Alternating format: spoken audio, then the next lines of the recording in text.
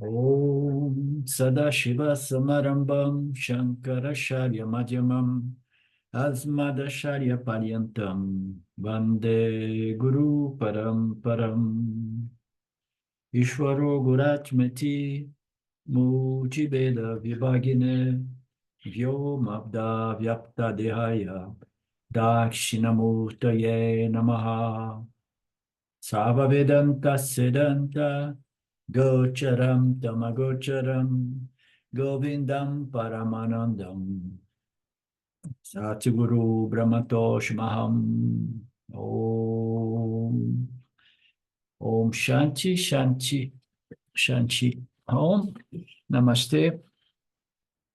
Verse 42, page 261, Gaudapada presented the ultimate teaching of Vedanta. So, what is the ultimate teaching of Vedanta? You are Satya, the world is Mithya, and Mithya is as good as non-existent because it's just a mirage-like projection. So nobody likes this teaching, let's be honest. It's namely Ajativada, otherwise called Advaita vision, Advaita Vedanta. Ajativada means that nothing was born, nothing was created, nothing was originated by Brahman or by any other power or force such as Mr. Maya. Nothing realmente is going on. Brahman alone is, was, and will ever be. Nothing has been created. It appears to, but as we know, the theory of Ajativada proves by logic that what we experience not always is real, and we have the example of the dream state to prove it, among many other examples. Thus, Ajativada is also known as Advaita. There is only Brahman, there is only consciousness, there is only I, consciousness, and things get projected upon myself. But I, consciousness, I don't get excited about all these projections because I know it's all me, myself, the only reality.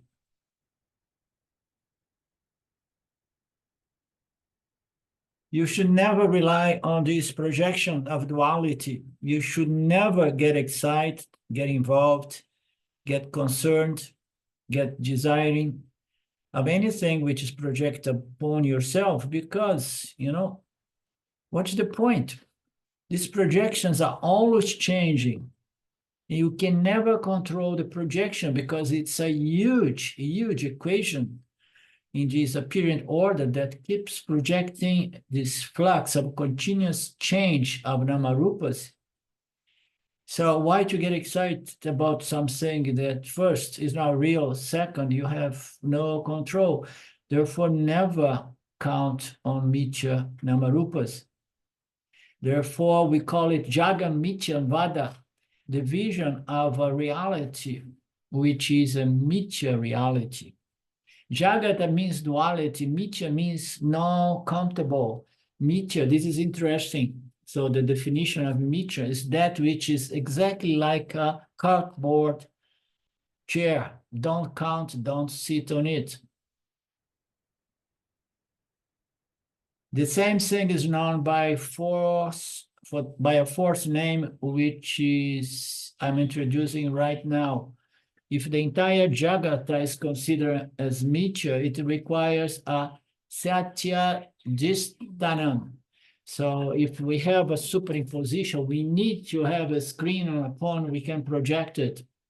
Can be a wall, can be a screen made of a material, but we need to have a ground, a base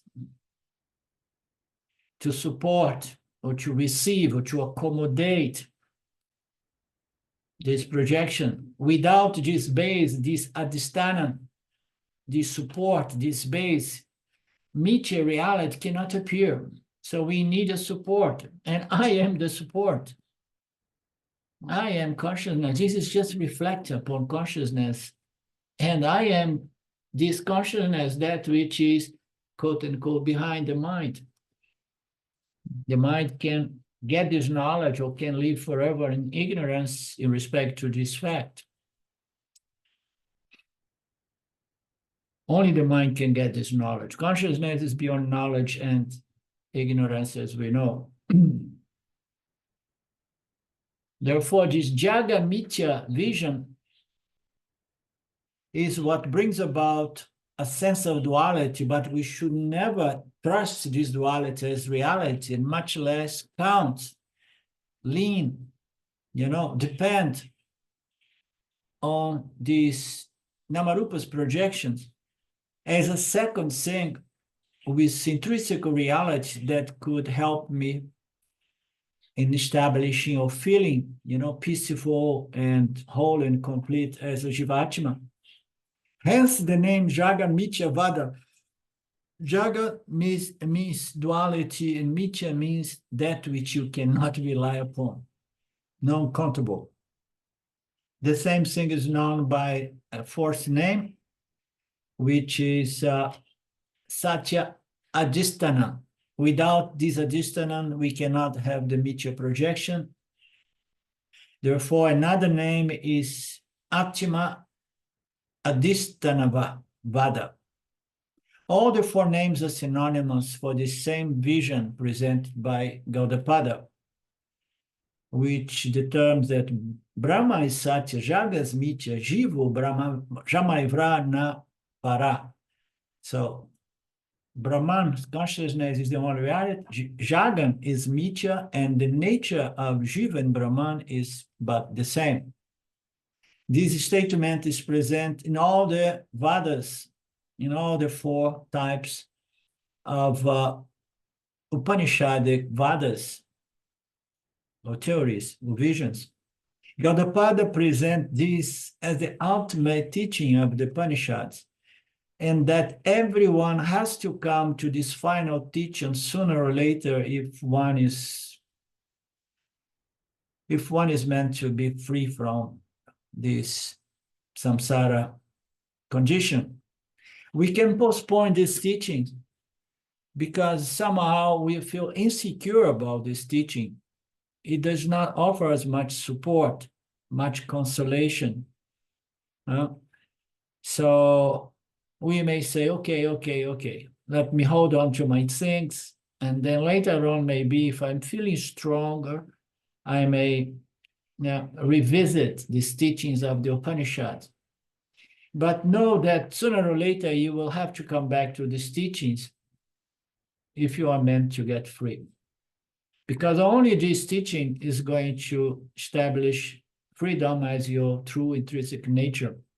One who knows him thus becomes the immortal Brahman, while even here associates with a physical instrument of experience as a so-called Jivatma. There is no other path for liberation than knowing that you're already free. If you consider these teachings to be very difficult, you must prepare yourself, develop the qualifications for these final teachings so that it can be understood and it can finally free you from the dramas of samsara.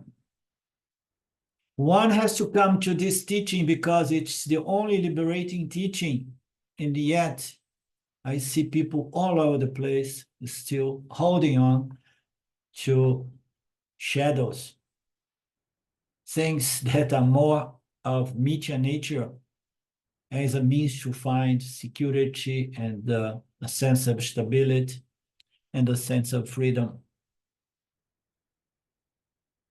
One has to come to this teaching. Gaudapada admits that this teaching is difficult to be understood by most everyone. People are not going to accept it easily, except on the intellectual level as a good notion, a good philosophy, and so on. but they will never really be able to embrace these teachings, internalize these teachings so that they can be transformed by these teachings. As we know, there are two powerful obstacles. The first one is that we have the experience of this meteor reality, which contains ETU, available for experience, transaction, and we find utility among the objects I experience. When the experience say that this world is meteor and does not have an existence of its own, but it somehow depends on its adhisthanam, which is the screen of consciousness, so to speak. When scriptures say that this is only meteor without existence of its own, we find it very, very disturbing, hard to accept, because of a fundamental misconception that we have that, no, it cannot be so because I experience it. I experience it. It is available, I'm transacting within it. And I find a lot of useful utilitarian objects. So it must be real. It must be Sachin. This meteor, physical material universe must be Sachin. This is so deeply ingrained in our unconscious mind. Vedanta challenges this by saying that whatever has ETU does not have to be real. You see the problem?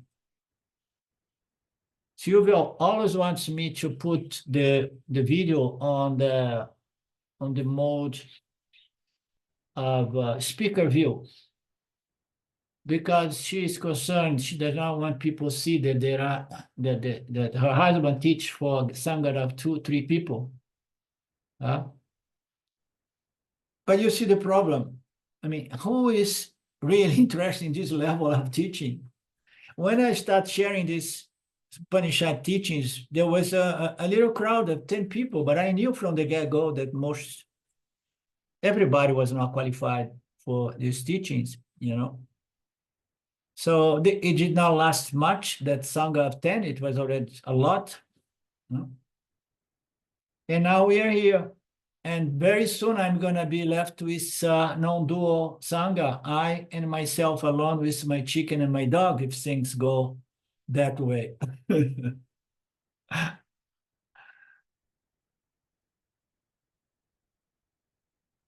Nobody is interested in this teaching because it's counterintuitive. This is explained that not everything that you experience is real, and the best example we have is the dream state. We have no problem to understand the nature of meteor when we look into the dream state. It possesses the ETU, but we know for sure that from the standpoint of the awaker, the dream is just an illusion. It's a projection. So Gaudapada says that the dream example is another awakening example. When one is in the dream is not looked upon a dream, but once one becomes the awaker, the dream becomes just another illusion, projection.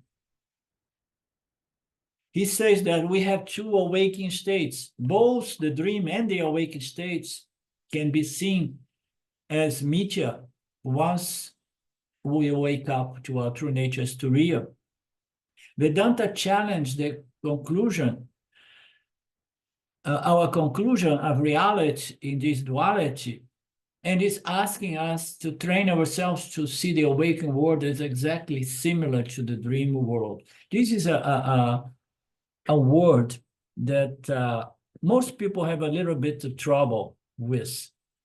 When you say like that, Vedanta, Swami Paramarthananda mentioned this word, but not everybody. I never heard James presenting the teachings as a training. You understand? And Vedanta challenges our experiential conclusion and is asking us to train ourselves to see this awakened world as exactly similar as the dream world. So how are you going to train to do that? It almost sounds like what? Brainwashing, you know? Just repeat it, train it. And then one day you're going to see that this is just another dream. It's not a training based on repetition that brings about a sort of mental programming or control, mind control, that's going to make you to be trained to see this physical material awakening world as identical to the dream world. No, it's not that kind of training. This is a very dynamic training, a training in which, well, again, I forgot to turn this one off. Just a moment.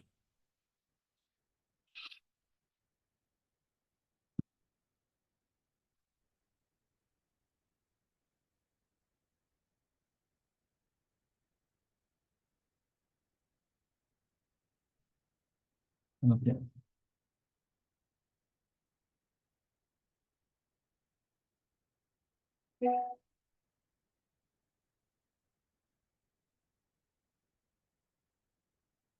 The Vedanta challenge or concluding and asks us to train ourselves. It's a very dynamic training. It's a training, an intellectual training, so that we can see intellectually see what what this revealed knowledge are really revealing us. You see it, you understand it intellectually, that everything is just a reflection upon the mind, and the mind is nothing other but consciousness. The mind is going to reflect somehow the dream state, and the collective mind of this universe is going to reflect the awakening physical material universe. The Prakriti of Maya, the macro reflecting medium, so to speak, and the micro reflecting medium, the so-called Jivatma's mind. It's all a reflection.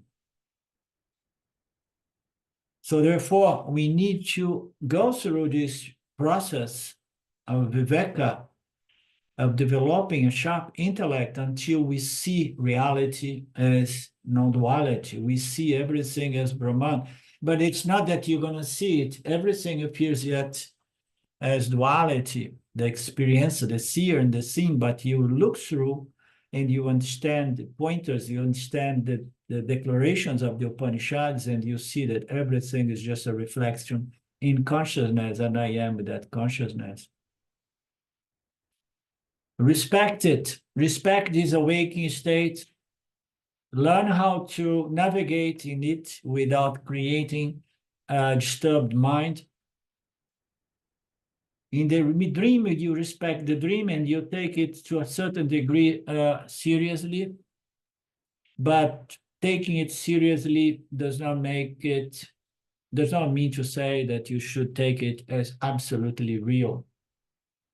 In spite of all these examples, most of everyone will not accept these teachings. Not even people who are Vedantins for a long time. There is a lot of Vedanta out there, but they just play with concepts on a more superficial level, waiting to see if some students here and there grow enough to get to this level of the Upanishadic teaching. Gaudapada says that Veda itself recognizes that this is very difficult. And then he says, there is a problem. Another obstacle is that Advaita is very scary. So anyone living in the triangle format, I, the world, and Ishvara, is going to be afraid if we remove Ishvara and the world.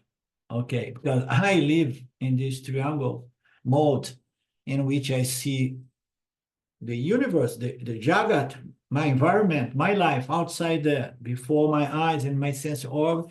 And then I see the Creator because I'm a religious, spiritual person. And I have these two principles on which I can somehow relate and find certain a sense of security and peace here and there. So removing these two principles, these two pillars of materiality, it is scary. In Dvaita, we feel comfortable because we feel like, oh, we are not alone. I have God and Jagat around me. Huh? But if we remove God, Ishwara, and Jagata, people, they do feel scared. And then they start looking relationships, associations with a lot of other things in the subtle realms of what they call mystical, esoteric, or whatever experience. Gaudapada answers that there is no need to be afraid. We think that we need the support of Jagata objects and the world due to our ignorance in regards to the true nature of Ishwara and Jagata. Ishwara and Jagata, they are Namarupas. Jiva-Atma is a Namarupa unless he understands that Jiva-Atma is Brahman. And then he will see that the Jiva-Atma as a Namarupa is a superposition, likewise Ishwara and Jagat upon myself as consciousness.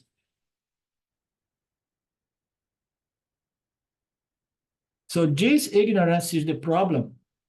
But with this teaching, the support systems will go, and they should not be missed. So with these teachings, the support systems will go, but they will not be missed. It means to say that don't be afraid, let it go of the attribution of reality to Ishwara, Jagata, stand alone as consciousness, and you are alone, there is only you, huh?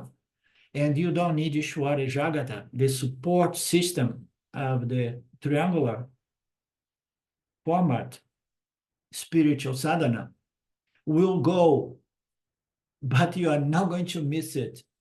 Because to depend on Jagata and Ishwara is not really freedom. In fact, it will become clear that we are the support for Ishwara and Jagata. It's a very radical statement that a lot of people here and there, not a lot of people, I'm sure that a lot of people, but here and there, some people suggest that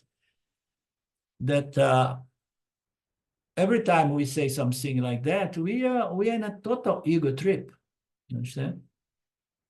The ultimate ego trip is the ultimate arrogance, these gurus. You understand? Not only I'm not going to miss Jagata and Ishwara, but I will know that, oh, these are just Namarupas project upon myself. I am the support of Ishwara and Jagata. Therefore, how can I miss something that depends on me?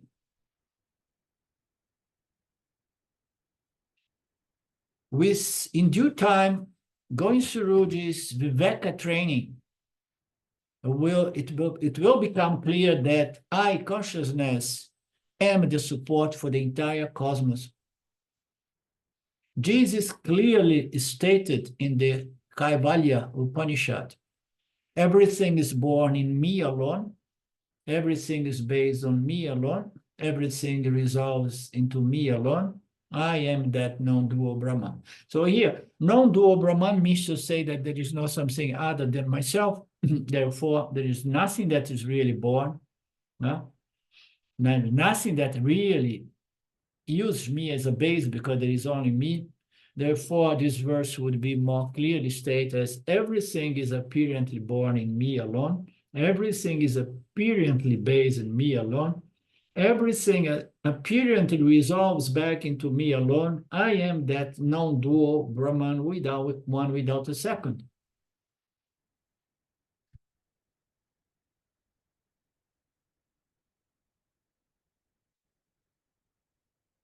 In spite of all the assurance presented by the Upanishads and Gaudapada, most people do not have confidence in this ultimate teaching. To such diffident people, Advaita teaching should not be given. So it says good things about us. Huh? So it says much about you guys because this teaching is being given to you and you keep coming back. It must say something great about you guys. Huh?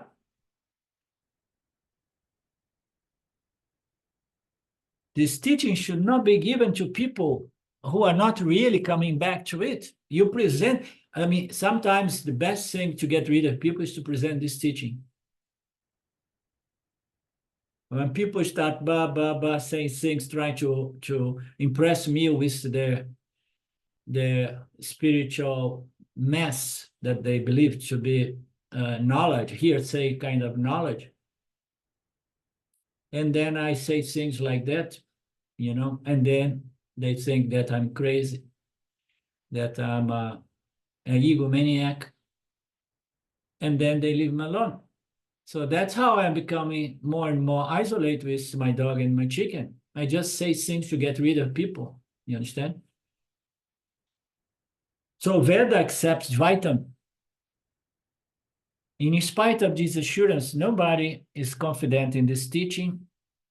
This should not be given to people who are not prepared. Veda keeps Advaita teaching only at the very end.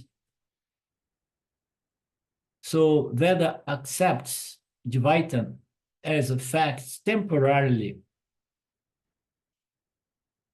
Veda accepts Dvaita as a tool, as a device to prepare us for the Advaita, the ultimate teaching, which reveals the true reality as Satchitananda.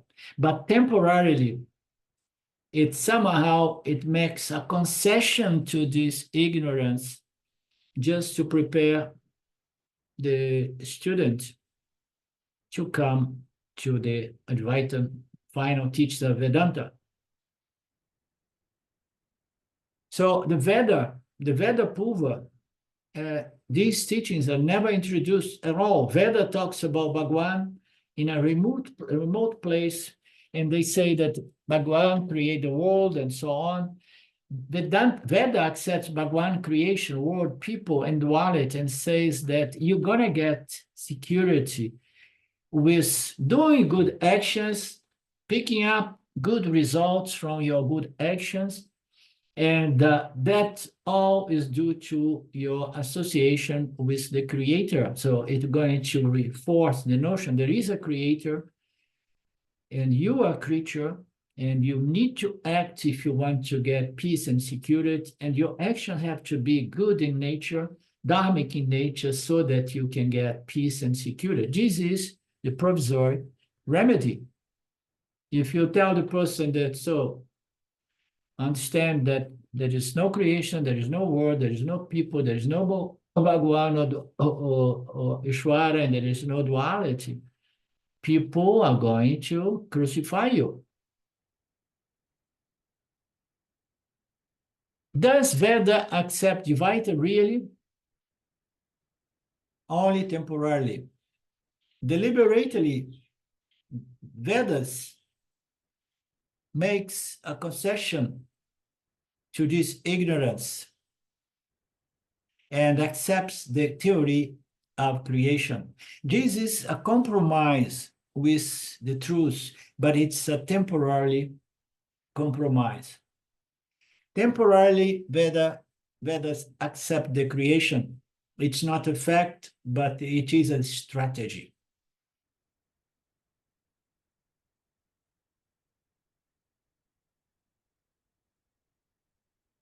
The benefit of temporarily accepting duality as reality is that Veda can prescribe karma yoga and upasana yoga as a spiritual sadhana, and that is going to provide the field for mental preparation, mental purification. And what it says that karma yoga and upasana yoga are dual sadhanas. They are not non-dual sadhanas. They are sadhanas that, of course, within the realm of duality, do something to get something else. And what we get from Karma Yoga and Vipassana Yoga, we do actions, we do efforts, we do sadhanas to get a result. And we are getting what? Mental preparedness, mental purification, mental refinement, okay? So in the beginning, people are giving these prescriptions, and they don't need to know that it's not going to free them, but it's going to prepare them for the Yin Yoga, no? But when you come to Vedanta, Vedanta is going to tell that straightforward. It's going to say, oh, your real goal is the understanding that you're already free, you're already whole, full, and complete. You are limitless conscious existence. So the real goal is you to understand these final teachings of the Vedas, the Vedantas. This is the real goal. You came to Vedanta, you need to know the true destination is that. But you're not going to be able to understand it now. Therefore, let's do some actions with the purpose to produce betterment, improvement, okay, of the body, mind, sense complex. And then people say, okay, no, I'm all for it. If I need to prepare, but you see, in the Occident, in the Western world, we have the big hit is this direct path with all these guys there, and it sounds easy, gives people a sense of delusion that, oh yes, I'm already free, I'm already free. Oh, but you are suffering the hell. Yeah. Oh no, but this is not really suffering. It's apparent suffering. You know, I'm already free. I'm already free, and this suffering is just an illusion. You know, but you are suffering. Oh, it doesn't matter. No, nothing really exists. Not even suffering. But you are suffering. So it's so tempting to fall for delusions. Yeah. So therefore, Vedanta is going to prescribe Karma Yoga, Dharma Yoga, Vipassana Yoga as a means to prepare the mind for the Jnana Yoga of Vedanta, which is a contemplation upon the teachings of the Upanishads until it is clear that I'm not the body, I'm not the mind, I am free, limitless consciousness.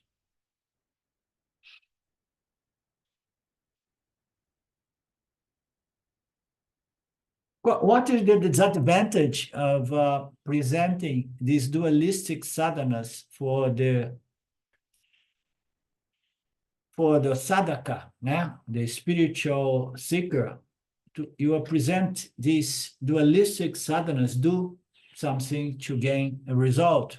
The disadvantage is that by doing this kind of dualist sadhana, samsara will be continued for some time, because you are doing things to gain a certain result. So you are, reinforcing that duality. I am the doer, I'm doing things to get something else. I'm doing things because I want punya, spiritual punya. I like spiritual punya, and therefore I do things. This duality, the doer of actions, the karta and the bhokta, remains. Thus, Veda accepts Dvaitam to enable people to do sadhana for preparation for Jnana Yoga. So what is the disadvantage? Going back to the disadvantage is that a lot of the time people are in this path just for removing that more dense sense of psychological suffering. They want to remove the more dense suffering, And once they do these dualistic sadhanas, they are going to feel better about himself or herself in the world. And they say, no, this is good duality. The more heavy duty suffering is past, is gone. Now I'm enjoying myself. Let me stay with Ishwara and Jagata. I do good actions. I get good results. I'm okay with producing, cultivating, produce punya, and enjoy punya results. So, but if someone is in association with honest teacher of Vedanta, sooner or later the student will be ready to walk away from doing to get a result, and gradually but surely will dedicate more time to Shravana, Manana, and Nididhyasana, and less time to the Karma, Dharma, and Upasana. Right? Right, Mark? That's definitely the idea, Arlindo.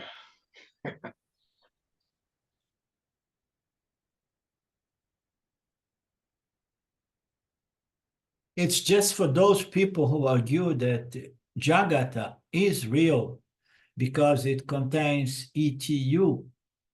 It's just for those people who are scared of Advaita that the Vedas accept creation provisorily as a deliberate compromise with the truth.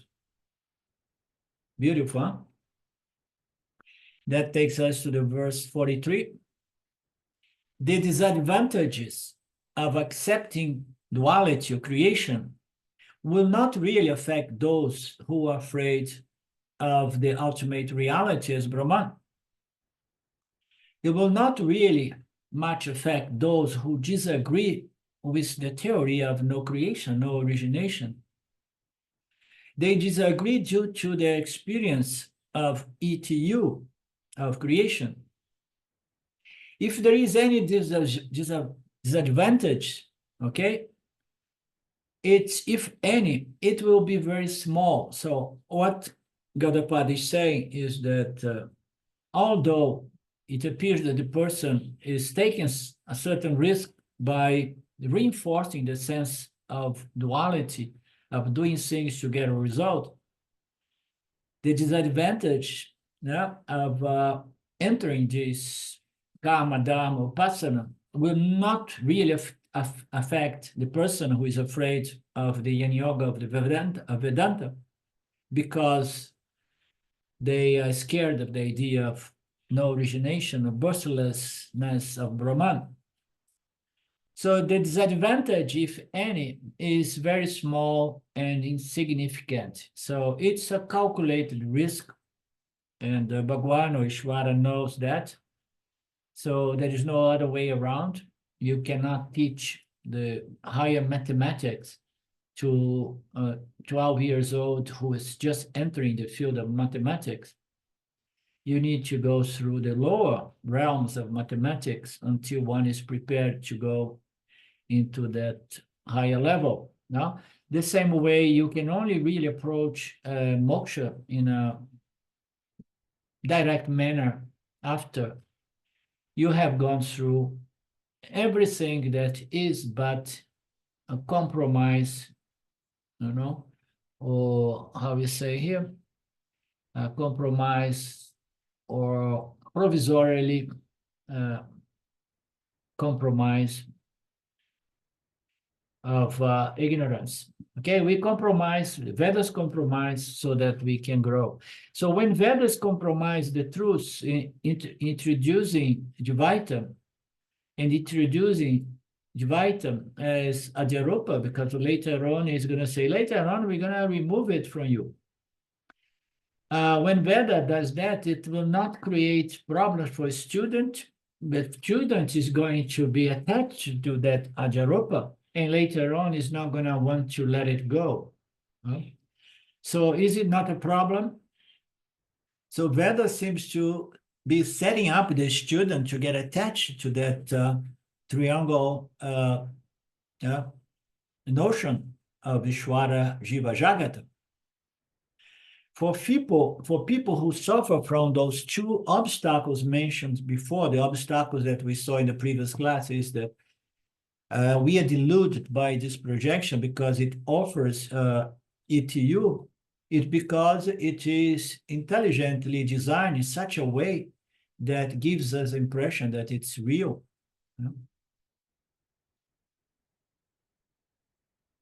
People who are suffering from these two obstacles, is for these people that this compromise will not pose any serious problem.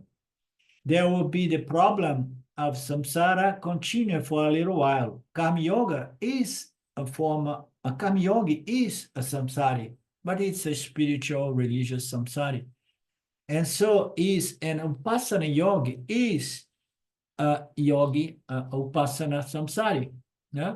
However, following karma yoga and following dharma and upasana yoga, person will become ready for the final teaching of Advaita.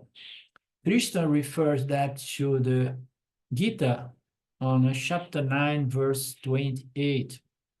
In this way, you will be released, Arjuna, from the bondage of karma. But right now, do karma in every sense. In this way, by doing karma, you're going to go beyond the need to do karma, which is in the form of desirable and undesirable results. Karma is only going to bring about pleasure and pain. Being one whose mind is endowed with renunciation and discrimination, and karma yoga, you will come to me and will be liberated. Meaning to say, be a karma yoga, Arjuna. That's what you need right now. Don't be afraid. It's not going to bind you forever. It's just provisorily keeping you in duality. But right now, you don't have any other option. You don't have any better option. Running from the battlefield to go to the forest to be meditating there is not going to liberate you. And on top of everything, is going to cause great, great burden and damage to the structure of the Dharma that's being destroyed by Duryodhana's army. Even though samsara is going to be perpetuated a little longer, the seeker will be ready sooner or later to understand the Advaita or the Adjaitivada.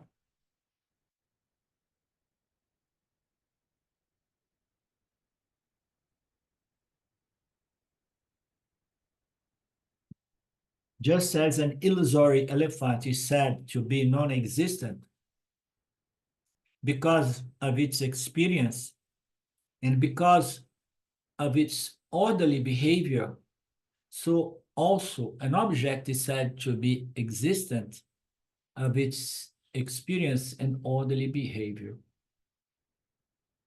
of its experience. So it's saying that those two obstacles, anything that appears and offers us an experience, we take it to be real. And then he brings the great magician who has the ability to project an illusory elephant. And the illusory elephant is so deceiving that he even behaves in a total natural intelligent way, such as an elephant would do. So because the elephant is there and it behaves intelligently, orderly, and giving us an experience of a real elephant, so one is going to be deluded by that projection. Ultimately, after accepting Dvaitam as Sachin for some time and practicing karma, dharma, upasana for some time, we have to come to Advaitam and see the Dvaitam as similar to a project elephant, illusory elephant. Gaudapada here gives a different example. He brings in the concept of the magician, a magic show conducted by a magician. The events displayed in a magic show are experienced and they have utility and they seem to be really behaving in a totally orderly and intelligent way, but they are not real. Bhagwan, Ishwara Maya, gives a fantastic magic show in the form of the creation, and everything in it beautifully, intelligently, orderly designed. We are living in it as part of it. Don't just behave as if you are just a projection, but be the conscious witnessing principle. Only then you enjoy the show. As a Jivatma, we are an integral part of it, but as the pure Atma, we can enjoy the show by standing our nature as the conscious witnessing principle we are. For that, you have to see it as a projection and never attribute reality to it. In Dakshinamurti Stotram, Shankaracharya says, to him who, like a magician, or even like a great yogi, displays by his own power will this universe, which at the beginning is undifferentiated like the sprout of the seed, but which is made again differentiated under the variety of conditions of space and time, for him, for her, yeah, brought by Maya, to him, for her, of the preceptor, the blessed Dakshinamurti, may his obeisance be dedicated. Very beautiful, wonderfully beautiful. This universe, which at the beginning it is undifferentiated as a sprout. So you have a seed, and then the seed sprouts. There is no plurality or diversity. We see that little sprout. Later on, it's going to become a tree of so many different parts. To whom, like a magician who is able to play a trick such as this one, which takes this universe from the Prakriti of Maya, which is free from differentiation, to produce this diverse universe of Ramarupas. All of that under the condition, the different conditions of space-time of the powerful Maya. To him, of the preceptor of blessed Dakshinamurti, may this obeisance be. A magician's elephant, because it is experienced, available, transacted, and can be seen to be useful within the magic show, is going to be taken as reality. In the same way, Brahman or Bhagwan or Maya, the greatest magician, has the magical skill called Maya, with which he makes this creation appear, and people take it as real just because it is experienced. Anything from you guys? So I'm talking a lot today. I don't hear from you, so feel free to say something if you're inclined.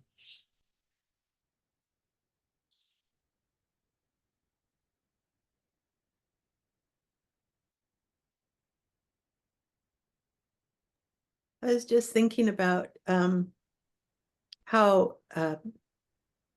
generous the teaching is, which is why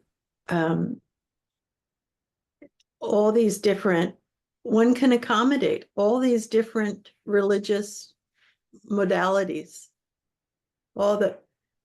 My family is very much fundamentalist Christian, and it's because they hold on to that belief so strongly.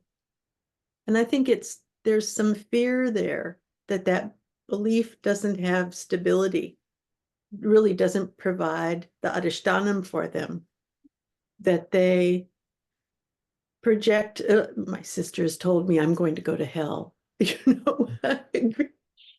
So that, and Vedanta is so totally contrary to that, with such generosity for karma yogis and upasana yogis and every other mode of dharmic teaching, whatever it be.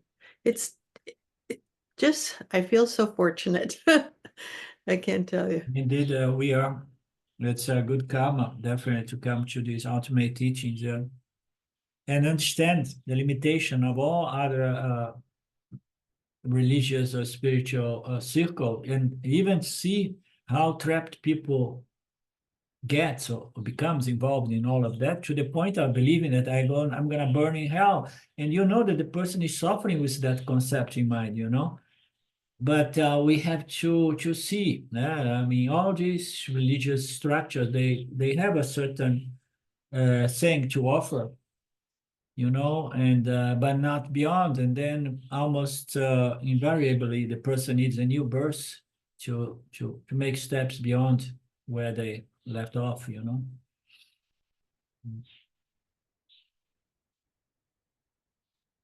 So there's absolutely no reason to criticize. No,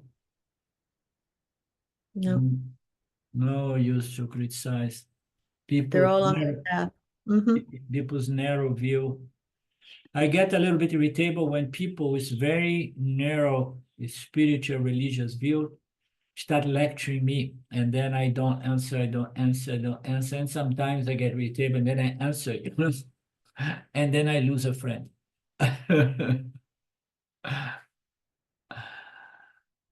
Okay. Verse 45. The appearance of birth, the appearance of motion, the appearance of object are nothing but Brahman consciousness, which was never born. It is motionless, although everything moves dynamically within this conscious Brahman Adhisthana. It's non-material, and materiality is projected upon that, the most subtle, and is tranquil and non-dual. Tranquil is interesting, because we know Brahman is it's not that he's relaxed and having a good time, but that is a pointer to all of us to understand that if we claim our true nature as this motionless Brahman, we're gonna feel relaxed, tranquil. You understand? Because you understood and you own your true nature, and you know that your true nature is beyond all pairs of opposites.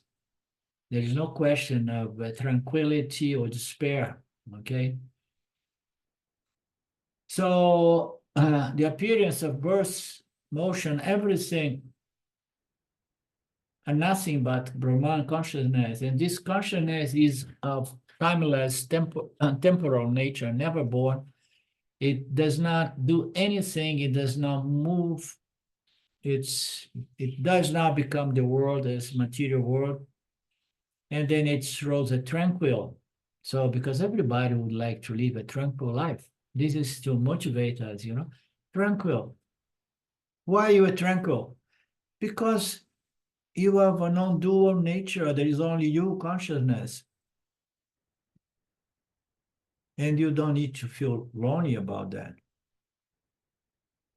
You are free from karma. If there are two, there is interaction. If there is interaction, there is karma. If there is karma, your tranquility is going to be a fact. Therefore, Gaudapada says that the entire creation is like a magic show conducted by Ishwara or Brahman or Maya with Maya Shakti, okay?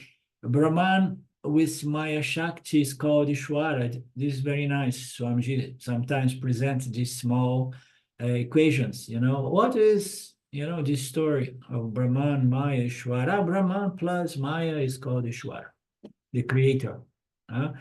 The dream world is Jiva's magic show. More of those parallels to help us to understand. The dream world is Jiva's magic show, but don't ask Jiva how he does make that happen, because the Jiva knows nothing, as I said.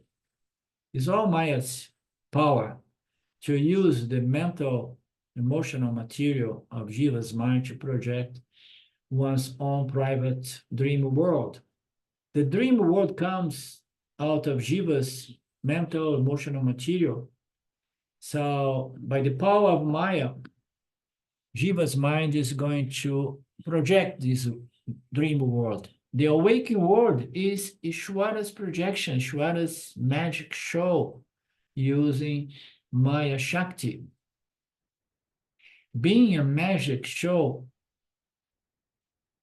all the happenings are intense experience. If you identified with the magic show, all the events and happenings appear as intense experience, but when probed, they will disappear. What is the meaning of the word probed again? It's like when they're looked into.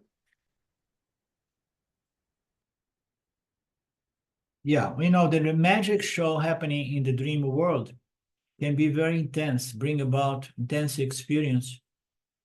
But once you look through that dream world from the standpoint of the awaker, so all those intense experiences are gone. Quantum mechanics reduce tangible matter in intangible energy. The intangible, invisible energy appears as tangible, visible matter. So everything comes from the most subtle to the most dense. So we have this subtle projection of the dream world, but it does not mean to say that all projections need to be subtle. There are projections that due to those frequencies of energies, it appears to be tangible matter, you know, to our sense organ, the sense organ of the human jivas.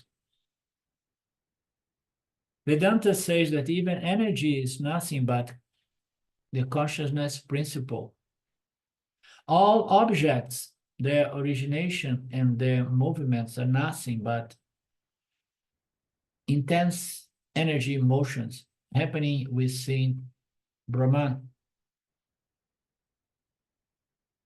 And it seems that quantum mechanics or physics explains that. I don't know, I don't have an understanding of physics, of quantum physics, but he explains which way matter comes into place when certain vibrations, we interact with something there.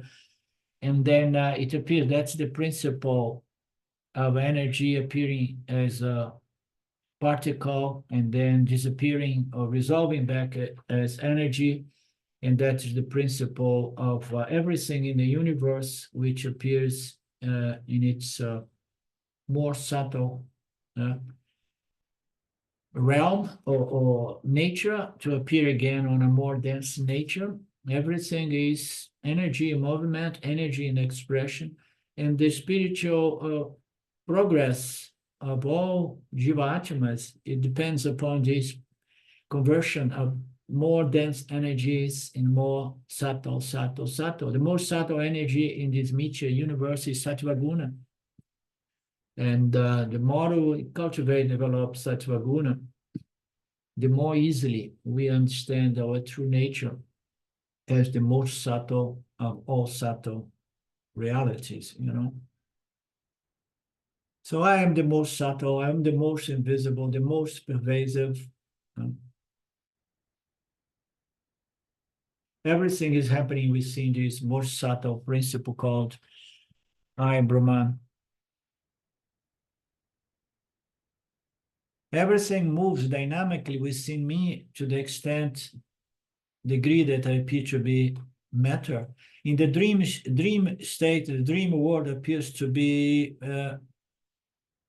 somehow, there are namarupas there, but I don't get the concept that this is physical, tangible material. It does not cross my mind as a dreamer, but as a waker, I make this parallel and I say, but in the dream, those namarupas, they were not as tangible, but we don't know.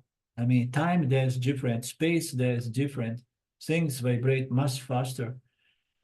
And somehow we don't have a sense of materiality or tangibility. Everything is intense motions within consciousness, producing all kinds of phenomena. Therefore, all these are nothing but one consciousness. The motion is only a seeming motion caused by Maya Shakti. Brahman cannot have any motion because it is all pervading. And Brahman does not have the power to move, not even air or space. Is one without a second. One without a second cannot interact in a way to create even motion. Brahman is motionless, non-dual, conscious existence. This is what we mean by Brahman. Alone appears. We say it appears as objects. The objects appear to be in Brahman, but Brahman is not there in any object. In Brahman has not originated these objects moving, constantly moving. A lot of the time, violently moving. All these are experience, but they are not factual. What is the nature of Brahman?